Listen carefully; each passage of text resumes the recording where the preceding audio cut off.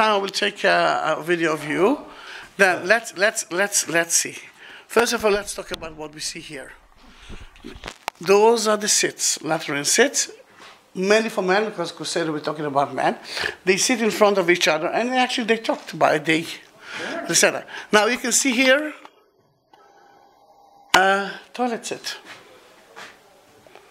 Yeah, that's a nice one. A nice one, yeah. And you know, everything must go to somewhere, and that somewhere is beneath us. You can see the room, and later on we will use the sewage system that actually took all the number 2s, number 1, into the ocean. Now, it's not the end. Look how big, look how tall is the latrine room.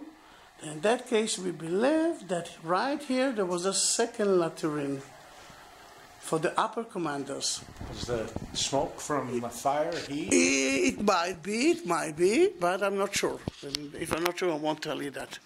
But as you can understand, people enjoy to do it together.